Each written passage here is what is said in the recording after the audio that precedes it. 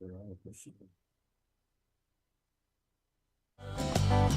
found my way home across the Grand Mirage.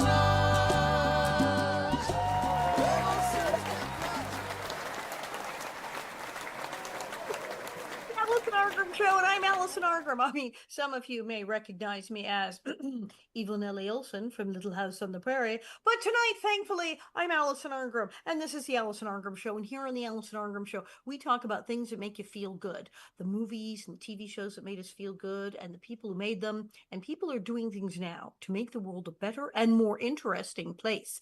Now, I have advertise this show in advance because it's going to be bonkers. Why I'm in this setup, I'm normally never here. Why is there all this space? Because my guest is actually going to be with me as opposed to by Zoom. It's very weird because today is Robert Schoonover's birthday. Yes, my husband. And sure, oh, why interview Bob? Yes, just for fun. Oh, gotta have Bob. No, you all know who Bob is because Bob is the creator of the Nellie newsletter and all of the adventures of Secret Agent Sock Monkey. For those of you who read the newsletter, you know what I'm talking about. And many of you have met him. You've met him at many of our enormous Little House events, holding down the fort at the table. So many of you know Bob. And so, yes, finally, on the Alison Argram Show, ladies and gentlemen, Bob Schoonover. Oh, There. hello. Why, there he is now. I Now, one of the things is that had a little trouble finding the place. you have trouble finding the place. Parking was parking hard.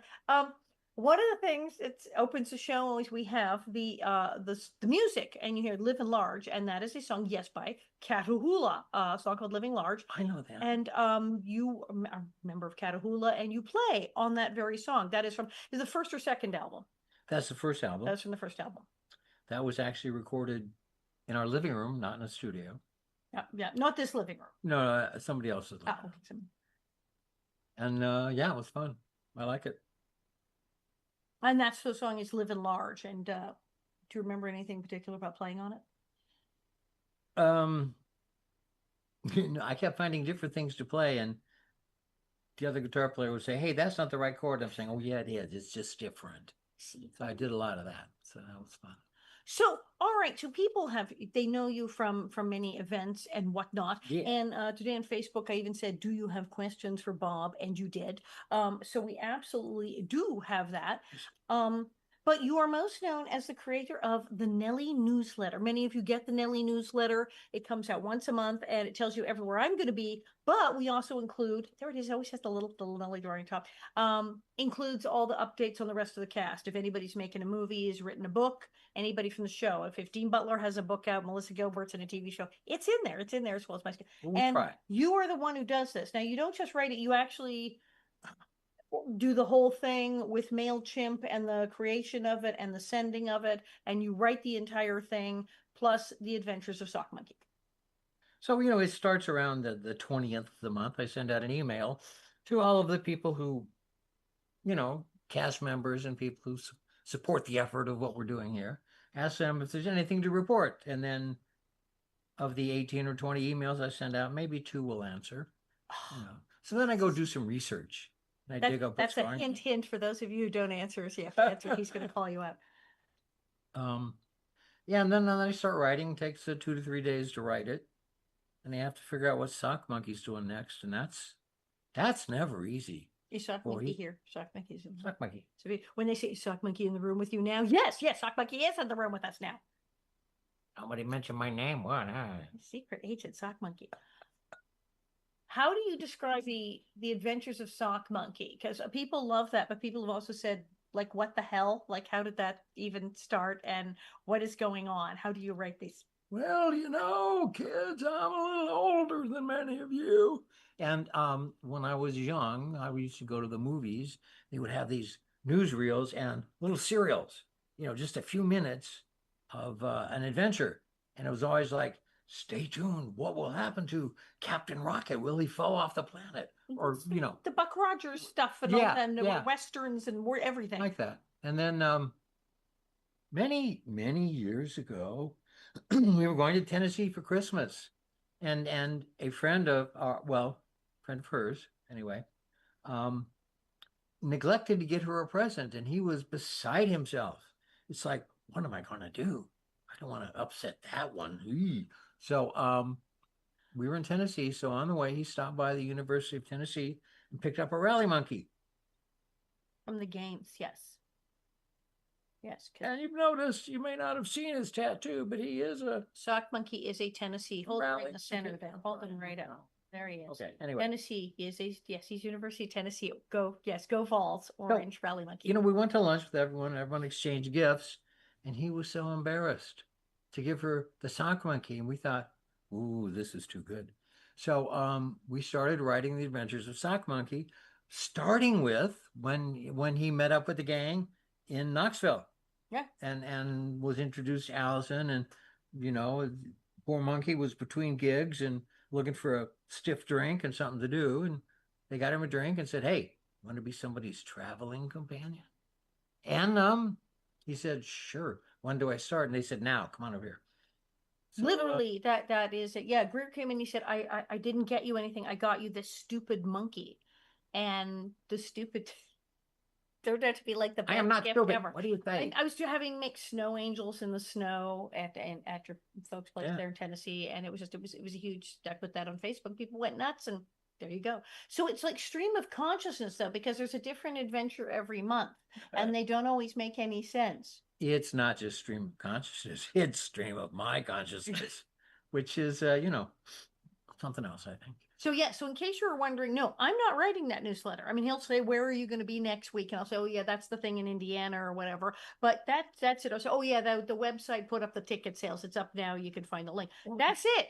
We trade roles. You know, when she wrote her book, I was her proofreader. Yes. I read that thing 17 times. Anyway, and then when I write the newsletter, she's my proofreader. She's going, "Nah, you didn't spell his name right." You know, I do. It's very funny because he did Confessions of a Prairie Bitch. He literally was a proofreader. They had a proofreader. Sure, they had a whole building of proofreaders, HarperCollins, Okay. and they made mistakes. They missed stuff. They completely missed stuff, and he found it. So we made him the official proofreader. I And- found all of them. It was like I actually had to call my agent and say, and they did. He called the publisher. They said we normally don't do a final read for the author, and my agent had to go, yeah, but you actually screwed up, and he found the mistake. You have to do this. It was crazy. So yeah, he does do proofreading, and then I of course proofread the newsletter, but. Yeah, so in case you had some crazy idea that I was writing Adventures of Sock Monkey or the news, I don't know what's going in there until he tells me I can read it. I have like no freaking idea. Sock Monkey writes part of the newsletter. He does some editing. He does it himself. He jumps in and he makes smart ass comments, you know. Now you have a real job because everyone's very excited to see you at the events, but he's not at all the prairie events. People go, well, why doesn't Bob come everywhere with you? I said, because he's not just sitting around the house doing nothing. You know, yet. He has a I job. don't get to be a house husband, eh? No, he has a job. So I don't know. Wait, as what was it? He said in Young Frankenstein, "What is it you do? Can you explain to people what the hell it is you do all day?" Doo-doo. What I work for a heavy civil construction company. It's an international company, and right now we're involved in a huge mega project. We are building the people mover at LAX. Yes, the fabulous little tram thing that eventually, sometime next year, Eventually next spring. next spring, we will be able to go to the airport, just park and get on, instead of circling the endless circle of death in your car around the airport, where when you're waiting for friends to pick you up and you're breathing the exhaust. No, you'll take that little tram and you'll go to the gate, and it's going to be lovely. Sure, just like a real airport. Like a real airport. Yep. In a big city. It is almost done. We're winding down. I've been working on this since 2018. Just the construction part of it is around $2 billion. It's a joint venture of 4 large construction companies. It's freaking huge. So yeah. Now you are very popular at work. How long have you been there? Was it 15 years? Oh, at the company? Yeah. 20. He's been there for 20 years. Yeah, I'm just like, he gets up and goes somewhere every day paying attention. 20 He years. doesn't. I don't know where he is. 20 years, because yeah, you got a pin, and then you got the fancy pin. You got the watch, and then you got the pin. I've worn my watch. You worn your watch. At the big Christmas party, you got a pin. Okay, these people are great. First of all, I'm like, yeah, you can keep working. It's awesome. They have great benefits, and they throw these kick-ass Christmas parties. huge, enormous things catered to fairs and hotels. But it's just like we went to a vineyard once. We were on the Queen Mary one time. It's really nuts. So they did an article about them. They have a newsletter. It's not as much fun as ours. Doesn't have Sock Monkey in it. But they have a newsletter, and they actually did it's this insane, enormous write up on you, and they actually called him. Companies Balfour Beatty, a very British company. They actually called him Mr. Balfour Beatty. He said, Bob, he is essentially Mr. Balfour Beatty. You're a Mr. Balfour Beatty? Yeah, well, I'm still trying to live that one down. But it's okay. And your boss did not argue. He was like, yeah, man. Yeah. He's the one who put him up to it. I know, it's great. So he's very popular. We like that. Because it's times is hard. You don't want to be not popular to drop. So he has a real job building real things and making stuff work at the airport and making stuff happen and building giant things, freeways, train stations. Oh yeah, worked on the freeway, the 405 in a couple spots. Worked on the Expo line. Worked on the Port of Long Beach. A bunch of stuff. This is what he does by day. So yes, sometimes he gets vacation, and then he can come to Kansas and Wyoming and Wisconsin and all these weird places I go. So he's not there all the time because they actually need him at the job. But then you do get to come to the Little House events, which is awesome. So do you enjoy these outings when you interact with all of these fans, because there are literally thousands of people there who've come to see me? Oh, I do. It's fun. It's great fun. They all want to see you, but it's getting weird because they're starting to know who I am. People shouldn't ask for my autograph. Have you signed? Have you signed much? Oh, no, a couple, but it's weird. I mean, I understand they're asking for Sock Monkey's autograph. We can accommodate that. Right. But now you signed once when one time when the band was playing, Caterpillar was playing, you did actually have some people who went nuts and wanted you to autograph your CDs. Yeah, we did. We autographed. So that would be appropriate. He's performing somewhere. Now we have some marvelous, insane questions from people. Oh, we do we? And it's very good here. So you're a delight. Your newsletter spark of Algonquin Round Table. This is Marianne Passford. She's awesome. Happy New Year. Your music soars. You guys are a new age Nick and Nora. Oh my God. That's really nice. That's very cool. Does that mean one of our cats has to be called Asta? Yes. We'll have to change the names. Which one? To Asta. Probably Roswell. And then Cindy, how do you come up with the ideas for the Sock Monkey chapters? Well, back in the day. Well, no. I don't know. I have a drink. I lose a bunch of sleep. Stay up until my eyes cross and start writing. That's very good. Now we have also a very good question from the fabulous Bill Graff, who did ask, is it his Bob palindromic? Well, yeah, it's in my blood. It's they were gonna name me Otto, but they didn't. Otto. You give it Bob Otto. That'd be. He has a real one because before he became the construction maven that he is. Bob and I met actually at. Go away! Stop calling here. Bob and I. You can't call now. It's probably spam. Yeah. Oh, we'll call him back. So. Oh yeah. It's live. Never mind. We don't want to talk to him now. So Bob and I met at AIDS Project Los Angeles way back in the 1980s. And when I met Bob, he was 86. The director, not just working there, but the director of the Southern California AIDS hotline at AIDS Project Los Angeles. I mean, all of Southern California, like thousands of calls. It was absolutely bonkers. And he worked for years in AIDS HIV. He was you were on the board with the AIDS. Well, he worked at the Spanish AIDS hotline. Yeah. And then the board of AIDS education for the deaf. AIDS education for the deaf, because that's like a whole thing. But that was quite a revelation. Yeah. I was the only person in the room who needed an interpreter. As they were all signing. They were. You were the token hearing guy. I can do this, but it doesn't mean anything. You were they had to interpret. It was fascinating because it gave a whole new perspective of how they normally felt being outsiders, and it's very, very clever. So Bill has a very good question. After all your work in AIDS for years and years and years, I have a serious question for Bob. All that time working at AIDS Project Los Angeles, seeing so much suffering and death, how did he manage to keep himself from falling into darkness? When one is surrounded by suffering, how does one remain light? I love to hear his thoughts on that. And happy birthday to my beloved friend, says Bill. Well, thank you, Bill. First question is, who says I didn't fall into darkness? To darkness. Do you think Sock Monkey comes anyway? Oh, really? No, it was I started when there were like 6 people on the staff of the AIDS Project, and Wow. they didn't know if they're going to make the next payroll kind of thing. And you know, years later, they're like 20, 30 million a year, whatever. Um, well,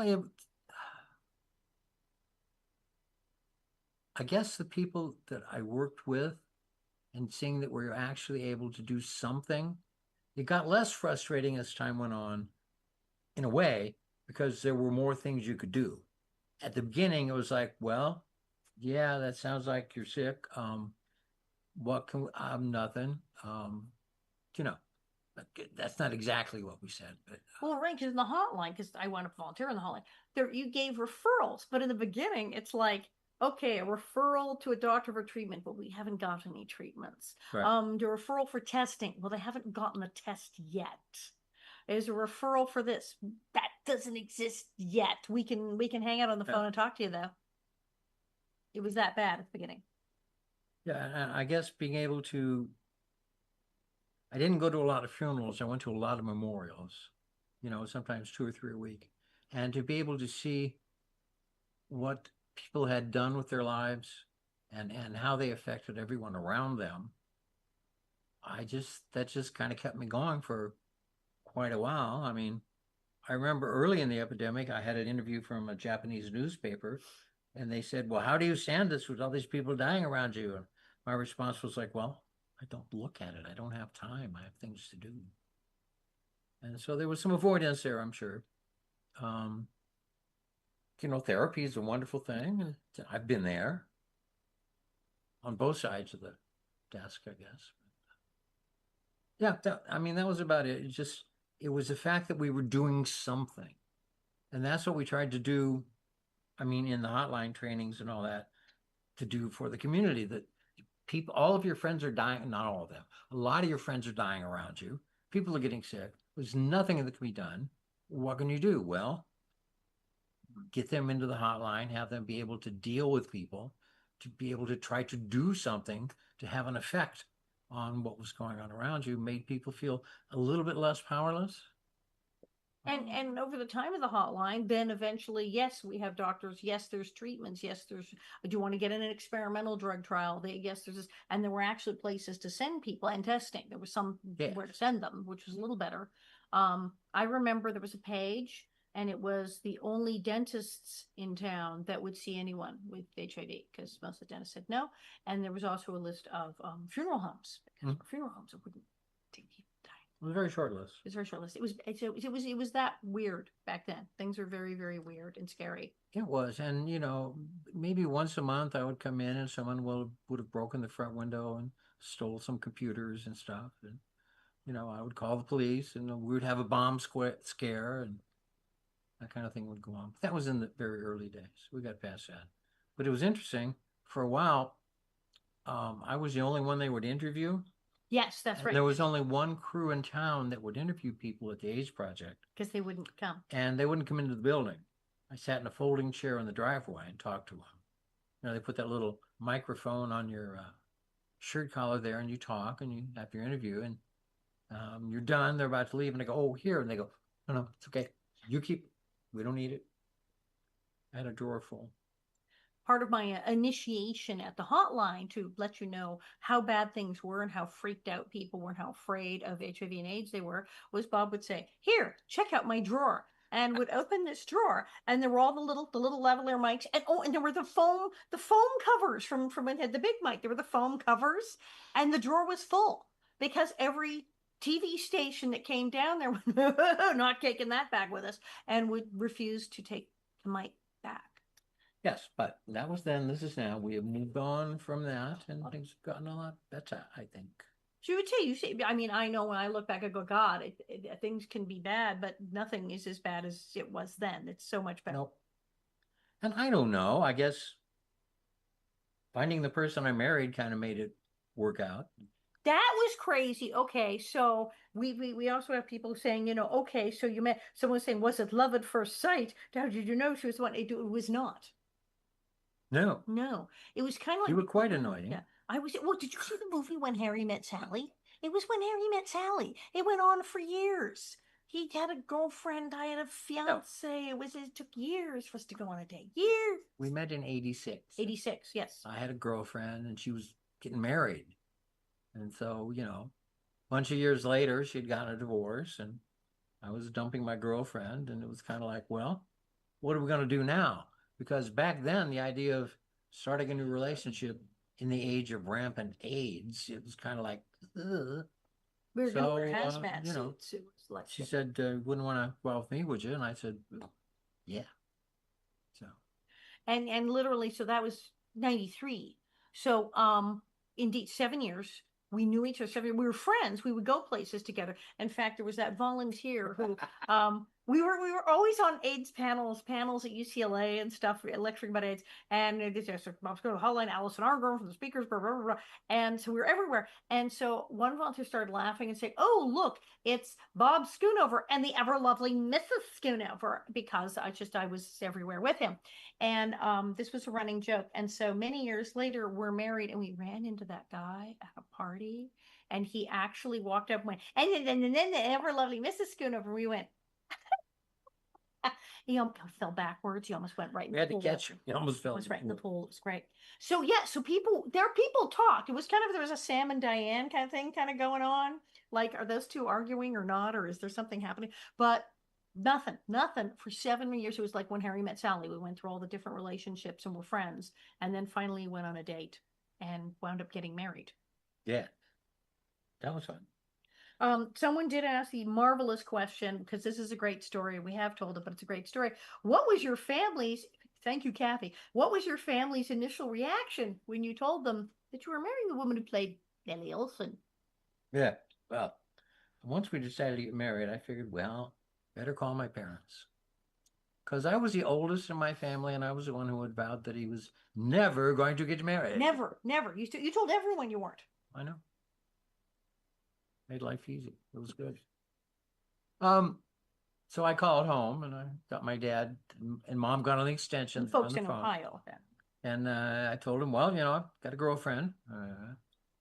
We're thinking of getting married, so I thought I'd call and let you know. And it was kind of interesting. He said, "Oh, well, what's she like?" And I described her a bit, and they said, "Well, what does she do?" "Well, she's an actress." "Oh, okay. Has she been on anything that we've seen?" And I went, "Well, probably." So then I told him who she was, and for a minute I thought the line went dead. Total silence, just like pin drop. And then my father got up the nerve and said, she's not like she was on the show, is she?"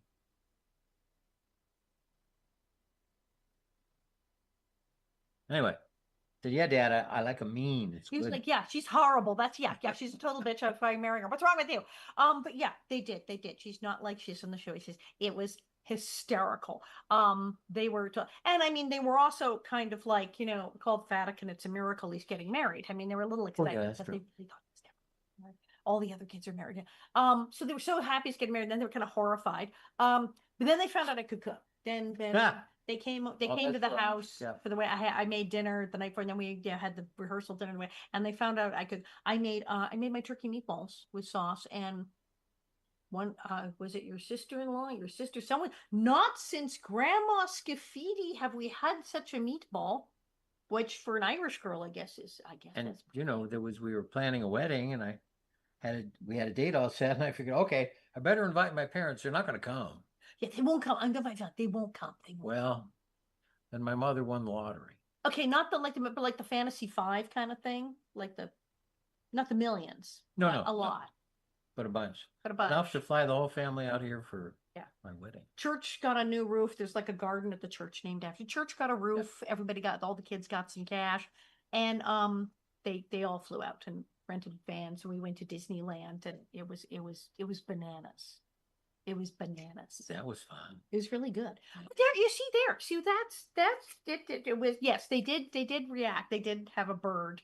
And then and say Grace wants to know did you watch Little House on the Prairie before meeting me? And did you really know who I was? Were you scared of dating Nellie, etc.? And I would say Not really. No, Yeah. no. I didn't watch Little House on the Prairie. I would be at the TV changing the channels, and this is before remotes, you know. Had to get up. So I would change the channel, and I'd be flipping along, and I would come, and I would flip the Little House on the Prairie, and I would go, "Oh, pretty gross," and then I would flip on by, and I would watch Baba Black Sheep. Oh, yes. Competition.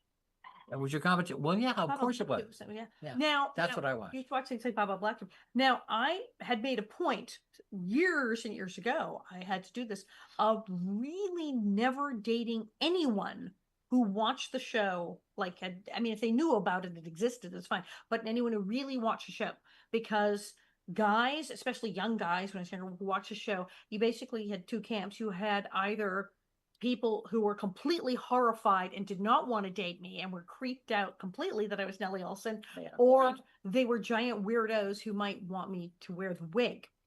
Either way, this was a non-starter. I could not date people who seriously watch a show because it was just too weird. It was just too freaking weird. So early on, when I realized that, you know, he was like, "Oh, that's nice. Yes. Oh, yes, I know. Little House on the Prairie. Yes, yes, that show."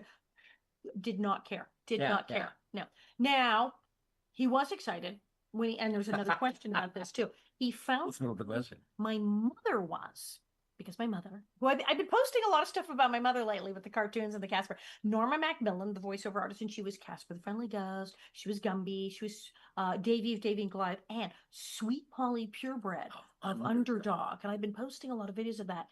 So guess he's a freaking Underdog fan. Yeah. So I mean, I didn't want her autograph, but I did want her mother's. But my mother had to come down. He made my mother come down to AIDS Project Los Angeles. She came down to the to sign an autograph for him because he wanted Sweet Polly Purebred's autograph, not mine. And didn't she write like Allison's mother under it or something Yes, totally yes. insane like that? Yeah, because she was like, and yes, someone actually had a cartoon question about that. Yes, I believe Warren. It looks like here. I said, thank you for coming. Oh, yes, when it was on Forgotten Hollywood. I want to know from Bob, what was it like living with Nellie and being the son-in-law of a prolific voice actress who came from an era when women weren't getting the credit they deserved in voice work? Yeah, well, I'd like to see anyone not give Norma credit. Yeah, that really They was would get hurt. with her. No, Yeah. no. No, she damn sure everybody knew she was Gumby and Joy Polly and Gasper. She's in the book. There's a big book, Magic Behind the Voices, Yes. about all the cartoons, and she's a whole chapter. She's an entire chapter like this thick. Yeah. Oh, she got credit. She got credit. Well, I mean, and you get to watch your mother on TV. They've been running Casper in the morning, and now they've been running Underdog in the mornings. And so I get up and I get my phone and I go, oh, which one? Oh, look at Casper. And I can always guess, okay, Casper started in the 30s, and those weren't my mother, obviously, Yeah. but she was heavily in the 1960s, the Harvey Tunes. That's what I call her. And she did most of the Gumbies. You can tell when Gumby has the black eyes, not the Yeah. red eyes. It's very weird. And then, of course, she's all of Sweet Polly and she's Davy. So I can tell immediately when Casper comes out, yep, that one's her. And so it's very weird. I do sit there having my coffee in front of the TV in the morning and watch my mother's cartoons. But yeah, you got to hang out with my parents. Because people said, "Did you get?" Oh yeah, You yeah. got to hang out with me. Did Oh, they you were go fun. have dinner with my parents once without me? I was out of town, and you got stuck having dinner with both my parents without All me. three of your parents. All three of my. Because if you read my book, Jess Peterson, who worked with my father, Arngrim and Peterson, I referred to as my third parent. That I had a mother and a father and a Jess, and so you had dinner with all three of my parents. I did. It was an art show. Yes. This artist had, I don't know, it's like a Renaissance style painting using a celebrity in some sort of role. And she was a queen of something. Her neck was like 18 Did a inches long. giant long neck and a tiara, and it was very weird. It was a kind of weird cool. And paint. if anybody knows where that is, I will buy it. Right? So- Somebody bought it. We don't know. So yeah, it's my now this is interesting. Some people have asked things. Oh, Yeah. okay. If you could be a character on Little House on the Prairie, I mean, he has watched it now and he likes it. If you could be a character on the show, who would you be? Oh, I've not thought about that. Who would you be? Percival. Oh, except I You didn't pay me to say that either. but I know how to cook. That's the other crazy thing. Do I know how to cook? We could do a role reversal. You could teach me I could teach you to because cook. I can't cook. I mean, No, you have 3 recipes. I can cook. You could cook. Yes. I can cook, but he has like 3 basic not like her, recipes. no. There's 3 things he makes, and they're fantastic. But just like he only makes those 3 things. So yeah, no, I do cook. So that's a good one. That's a good one. I don't think you have. Have you watched all the episodes of Little House on the Prairie yet? Oh hell no! Oh wait, okay. So we had to go. We had to go. What was it, like 1995? I think it was the one in Sonora. Yes. And we had to go up. And I said, "Oh my God, you haven't seen like a whole episode. You don't know any. They're gonna have all these panels. These people are gonna be talking about Little House on the Prairie all weekend. You gotta get caught up Not a bit." know a thing. Yeah. So I said, "Oh well, we're going up to Sonora where the Lord is my shepherd." And hopefully Ernest Borgnine and the mountain. I said, let's watch this episode. That'll get you clued in for the weekend. And we put it on, and you tried to watch very bravely. The Lord is my shepherd with Ernest Borgnine. And what did you say? How did you people stay awake to film this stuff? He did not find that episode exciting. I mean, that wasn't a good episode to start with. You know. Then you got it. What was the one you liked? Oh, If I Should Die Before I Wake, about the old lady who fakes her death and gets Doc Baker to help her. Yeah. You like that one? That was good. That was good because that was funny. There's still a bunch of them that I need to watch. Yeah. Like the Kenesha, the Lake Kenesha, is it? Kezia. Lake Kezia. Kezia, yes, with her. I mean, I was at the reunion in Simi Valley, and I leaned over, I go, hey, why is there a woman with a harpoon walking around out there? I didn't know. There were 2 Kezias. There was one that the hat and the thing, and she had the harpoon for the Kezia, the Lake Kezia, and there was other lady. She had the crow on her shoulder, big crow. Harpoon. Should we call security? I don't know. Why does she have a harpoon? What is she doing? Why? What does it have to do with a little friend? I'm like, Kezia, and he's like, what are you? What? Who? What? What's a Kezia? What's a Kezia? And the Lake Kezia episode is hysterical. You would like that. It's Hermione Badley. You would love her, and you would probably like that episode a lot. So yeah, well, we're getting him caught up. Do you have favorite characters? You do have, because he met actually way more of the cast before he'd seen the episodes. He'd seen like 2 episodes, and then he met everybody, and then it made it like more interesting to watch. What characters do you like from the show? Or what actors do I like from the show? What do you ask? Well, I hope you like them all, but which characters do you like? Do you like Doc Baker? I don't know. It's hard to separate. I mean, I like the people more than I like the characters. Yes, you know. There you go. That's because I've met them all and then hung out and we've had a good time. I mean, what were Pam Orleans? What was her character? Sarah Carter. She's fun. Was she? There you go. You haven't even seen that many of her episodes, but you like. No, I haven't. Everybody likes Pam Orleans, but everybody likes Pam Orleans. Who doesn't like freaking Pam Orleans? Like the nicest person. And then Hersha. Oh, right, Hersha. Mrs. Garvey. Mrs. Garvey, yeah. Garvey. Well, we were both from Ohio, so we got along really well. Well, okay, good. Ohio questions. We have Bob's from Akron, Ohio, and we got Akron, Ohio questions, which are hysterical.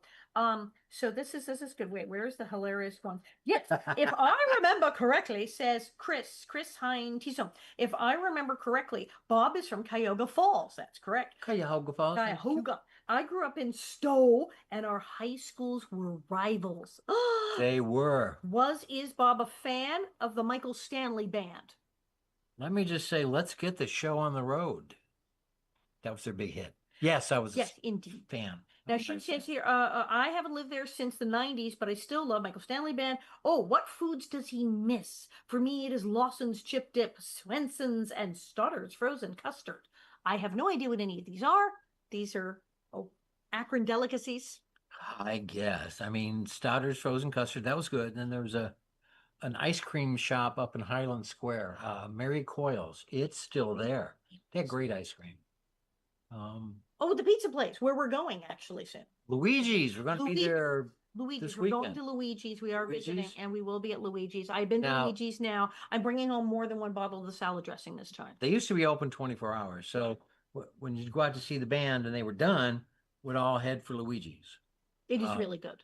And they're very old school. I mean, the food is great, but they don't take reservations, and you have to pay in cash. It's kind of a problem. You got to like just line up and hope they just hope it's not too crowded. But there's celebrity photos up there. Jay Leno goes when he's in town, gets a pizza because it is apparently epic. And I have eaten there, and it was fabulous. It's good. It's very good. Luigi's. Yeah. Do you miss much about Akron? You've been here a lot. I miss the Civic Theater. Oh, didn't you do a concert to try to save the Civic Theater? Well, I helped put one on. Yeah. And we had well, I planned one. Well, no, let's see, how do I explain this? I had one planned. It was there were three bands lined up, Mhm. and the Michael Stanley band was the headliner. Oh my God. And they were Okay. all ready to go. And then the organization I was working for said, you know, we really can't be involved with, activities where people might do drugs. I said, you're the Summit County Regional Drug Abuse Board. That's what you do. But they said, yeah, never mind. So, and then I helped a local band with a couple of That's fine. benefits. Yeah. All right, so this is good, and we will be. This is good. Someone asked if you were ambidextrous, so use of your right and left hand equally. What? No, Well, I'm right-handed. he's just right-handed. Yeah, He's that's just all, right-handed. you know. So that's like hysterical. What kind of music do you like, and what kind of bands do you like? Yes. Well, I'm a very big fan of rock and roll. And I've played rock and roll for many, many moons. Um, Still playing, not in a band anymore, but still playing. Hula's kind of after the pandemic. The club where they were all the time just never reopened. Yeah, It's been a problem. Crashed and burned. But you are playing now a lot with your friend Timmy, who you were in a band with before. Do you think you might play live again? Do you think you might play live again if the opportunity, Maybe. good opportunity arose? I don't have to have. I'd have to get some stuff together. I mean, this is like.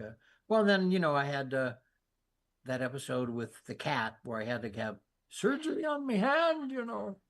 So Yeah, but it's healed up. It's coming along. It's coming along. coming along quite well. What was Gary Dieter? What was Bob's favorite thing to do as a child?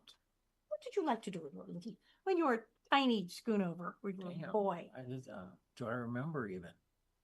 Was I ever a child? I don't know. Well, you were in Scouts. You were a Boy Scout. Yeah, I like Boy Scouts. That was Boy fun. Scouts. I was kind of I don't know. I wanted to have a job, so I got a paper route. You had a paper route. Then I got another paper route. Then I had I had three paper routes at once. At once? At once. Did you got up really early? It was the morning, an evening, and a weekly. Come on.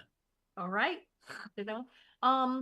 I know, thank God we're not showing it, but I do have a photo from when you were very small at Christmas and you got your Hop Along Cassidy official flashlight. And it's a picture of me, he's like 3, and it's like, you've never seen a child so excited in your life. And I'm like, what is that about? It's like, I got a Hop Along Cassidy flashlight. Like I was 3, like I remember. It's like he really likes, he still likes flashlights. He enjoys flashlights. I don't know. Can't see in the dark. It was so like Carol said, I can't see very well in the dark, And then you were kind of in school. Okay, who's a bit of a nerd. You liked math. Yeah. You still like math. It's weird. I do.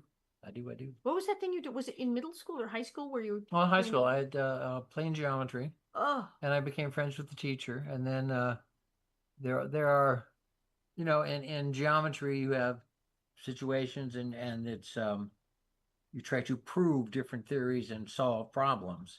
And there are some problems that have never been solved. So, and he and his friends from other schools around the country had like a math club. They would get together and do those things. And we had a bunch of people that would go in after school and hang out with him and work on those problems. It was fun. I liked it. Did you ever solve any of them? Like the unsolvable? I don't think so. Oh, okay. But you had to go at them. I bet you were. Yes. It was just like high school, like junior high. High school. Yeah, high school. So it wasn't for extra credit. This was just you liked hanging out at the school and doing math so much that you voluntarily hung out after school to do math problems. You make it sound like it wasn't fun.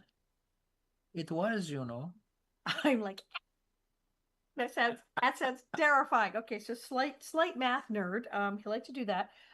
Here we go. What Marie says, what does Bob do for a hobby? I know he's in a band. Is he good at home repairs? Yeah, no. Now you fix some stuff. Okay, I am the queen of garbage disposal though. I am all about I can come to your house right now and fix your damn garbage disposal. I am very good with the garbage disposal. That's like my thing. No, I've crafted a few things around the house and done some things, but as time goes by, I kind of go, I could work at that. I could get it done probably do a halfway good job. Or I can pay someone to come in, do it in one day, and it'll be a great job. There's that. And if it's not, I'll make them come back and fix it. And when you get old, you get things like a household warranty, and you have a thing where people come at a reduced rate and come and fix your damn house, and you called the guy and he does the garbage disposal. But I can get things unstuck from there. You made me a spice rack. I did. You did. You made me a spice rack. I did. So yes, he does, because back in the day in school, you did wood shop and all that. You can make things. Oh yes, I did. Yeah, so It's fun. he can put up a damn shelf. He can yeah. But yeah, it's not like, oh, fix it. It's like, yeah, no. Now with cars, you worked for an auto mechanic for years as a young person. I did. Do I want to work on cars now? No. But this was also, the cars didn't all have computer chips in them. You just, Well, that's right. normal auto parts that you could fix a car yourself back then. And spark plugs used to be like $2 or $3 each, and to replace them frequently. And they were right there. They were right there. You could see them. Yeah, you took the little air filter off and you looked, and there it all was. It was like, oh, right there. You could fix the damn. You can't do that. Nope. Now you also, I always remember the fact that you drove a tow truck in Ohio, in Akron, Ohio, in the winter, and had to go like, how horrifying was that? Pretty. Yeah. You know. You've had every job known to man. You worked for the post office. I worked for the post office. I had a paper route. I was a stock boy in a candy factory. If you're in Ohio, if you've not been to Honadle's Candy, they were there many, many years ago. My mother worked there, and so did I. Then they went away, but now they're back. Were they good? Should we get their candy when we're there? Yeah, it's so good. Would you get the kind of your fill? What was the pay scale initially when you worked with candy? Oh, well, consider this was, back when dinosaurs roamed the earth. So the pay scale was $1 an hour and all you could eat. For the first week, I got paid really well. From then on, it was $1 an hour. Because how much chocolate can you eat? I'm sorry. Right.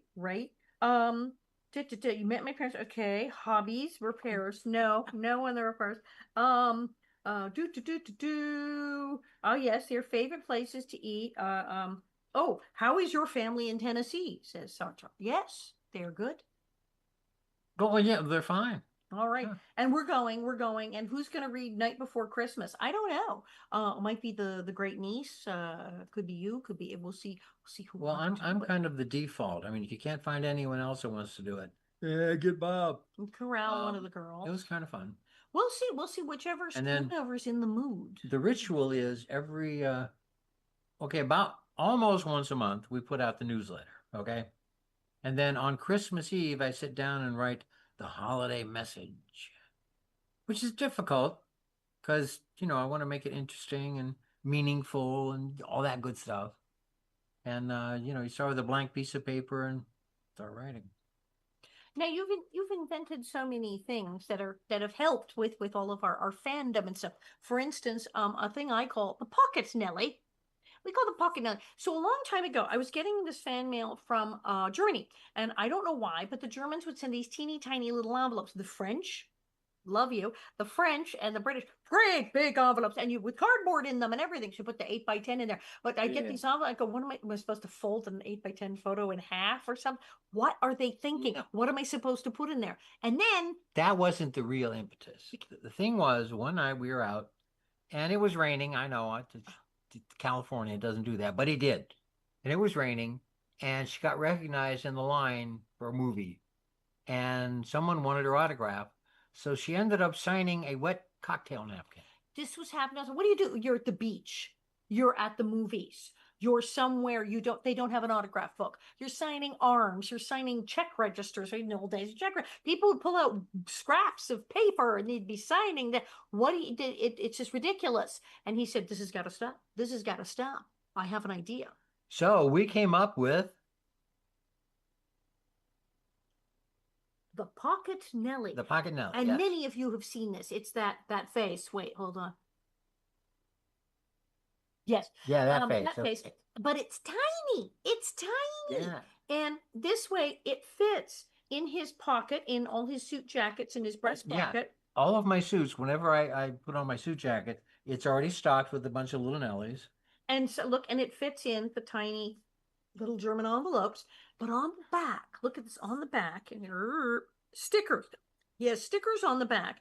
And Well, for instance, this one has we've moved forward. We have at the bottom now, you have the website. that's the website. Okay. And stickers back here had the website, my French website, and where to send fan mail. And then to receive monthly email updates of Alison's activities, tour schedule, other prairie trivia, send a request to loose gravel prod at AOL.com. So we put all the info. And one of the things we're doing was when I would have a club date, performing at one of the clubs, we would There'd put be a a sticker sticker in the middle. which would have all the info for that week's show. Yes. And so I could go out to some public event, the bars, wherever, on like Thursday night and sign some autographs. And that way, what was that? It was in This is Austin. for the Long Center was in great. Austin, Texas in 2015. But there it is. All the info's there. The Rollins Center, the phone number, the website, where to get tickets, when it is. And that was the thing is you'd hand them and people go, oh, how do I get tickets to the show? Oh, look, it's on the back. It's on the back. So they became a calling card, an advertising venue, everything. And we started doing what I call chimpanzee marketing. Chimpanzee marketing? Yes. It's like guerrilla marketing, except smaller, quicker, that kind of stuff. So yeah, he comes up with these things. No, he's not on the show, and no, he's not really out there signing autographs. And social media wise, you don't have an Instagram account. No. You had a Twitter thing before it became X for like 5 minutes. Now he has a Facebook page. However, I'm sorry, but if you look at his Facebook page, it's not that many people because they're all people that he like knew in person before Facebook was invented. Really, like it's just like regular people he knows. I mean, half of France sends him friend requests. Everyone sends him friend requests going, well, he's married to Alison Arden. But no, it's not. His Facebook is not a celebrity page, and he's probably not going to friend you. Right. He only has so many friends on there. I'm sorry. I'm not really ignoring you. I'm just not accepting a friend request. Yeah, he's just. I don't need thousands of friends. His page isn't for my page. Everybody follow it. So no, he's not like celebrity page. He doesn't have a blue check. You can't follow him. It's not that kind of thing. It's just like a person page. Now, if there is a page on Facebook, Loose Gravel Productions, where you could look there. We sometimes post stuff there. Yep. And of course, Loose Gravel Prod, loose with 2 O's, Loose Gravel, PROD at AOL.com. If you email there and say, I want the Nellie newsletter, he collects those and puts you on the list. And then once you're getting the Nellie newsletter, there's a response thing. And that goes to that whole there's its own special email box, the Loose Gravel email box, and he reads all of those. Yes. So yes, you absolutely via the newsletter or via Loose Gravel Prod, you may communicate with him and ask for the newsletter. I try to read all those, but they're kind of boring because most of them are, hi, I'm out of the office this week. So if you want to talk to we do get a lot. Got enough of that, We do get this. We get 15 responses. 13 are, hi, I'm out of the office this week. So as someone who has been just like got shanghaied into the whole prairie fandom scene, whatever.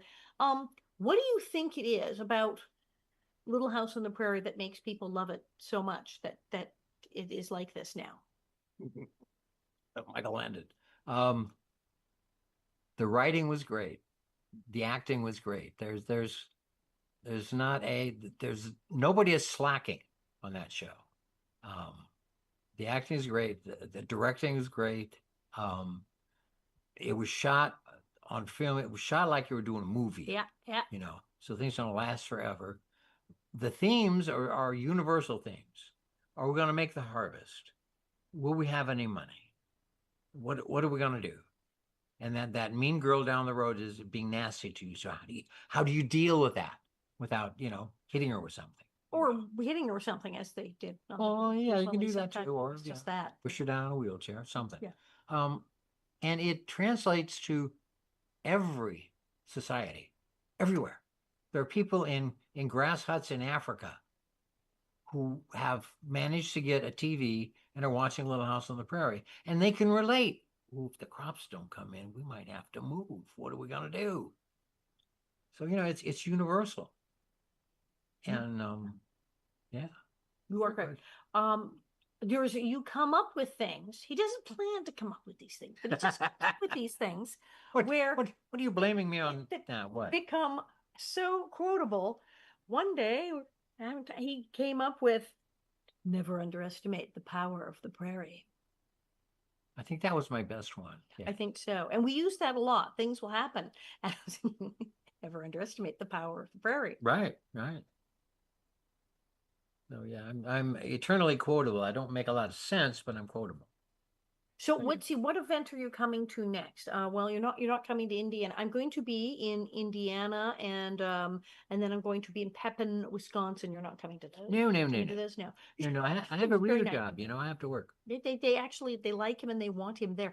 And then I go to France. Now, someone asked you, how do you manage when I am gone so long and the cats? And how do the cats behave? Yes, I saw that one. Did you asked about the Ah. cats? I saw that you asked about the cats. Do the How cats do ever cats- behave? What are you talking about? What are the cats like when I'm gone? Just like when you're here, except they don't have you to pick on, they have to pick on me. So yeah. But yeah, so it is. I mean, we've been married now 32 years. Yes, 32 years November. God. Okay, all right. And yet I bugger off to other countries and we both work. So how you manage when I'm not here? Well, I mean, someone said, well, what's the secret to a successful marriage when all this is going on? Well, one tip we got from Larry Hagman. Asked him the question, he had 2 words: separate bathrooms. Oh my God, you're right. That was his whole answer. And he was very astute and he was married for a very long time. Yeah. And we do have 2 bathrooms. Yeah, we did. It's the one great luxury that we're like, yeah, we're gonna go for that one. Air conditioning and 2 bathrooms. I'm gonna die on that hill that we're gonna have to. And It's not a big house, but it's got 2 bathrooms, by God. there's got to be a lot of respect for what the other person does, and who the other person is. And I never wanted to be in a relationship where someone would become a clone of me. Ooh. And boy, there's no danger of that happening here, I'll tell you. No. And you don't want to have someone that'll just agree with everything you say. And that ain't happening here either. I'm just saying. And the other thing is communication.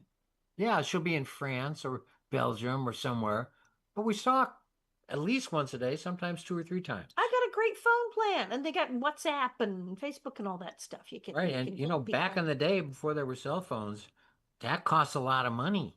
you had to figure out what time it was, and like, oh, it's a weekend or it's after 7, and you'd like, oh, operator, oh, you had to like do stuff like that. Now, long distance, it's like, oh my The God, telephone, you can use phone, you can get a burner phone with a chip for the country you're in, you can use WhatsApp, you can use all the 10,000 communication apps, and you can call people. So it's not like a big deal to talk to someone every day, even if you're on the other side of the planet. Yep. Well, I think that's it. Do you have anything else you want to tell them before we turn you loose? I don't know. Sock Monkey may have a few things he wants to say, but Well, maybe not. it'll be in the next reason for you all to sign up for the newsletter. What will Sock Monkey That's say right. next? I mean, it's like in a few days I'll send out the email to all the other people to get their input, and we shoot for somewhere in the first 5 days of the month. Yeah, sometimes we're a little late. Sometimes we miss a month. We get busy. I'm sorry. But yeah, sign up. All right. Well, this has been the Alison Arngrim Show. And thank you all for watching. And thank you, Mr. Bob Schoonover, for being on the Alison Arngrim Show. And I'm Alison Arngrim, and I'm not.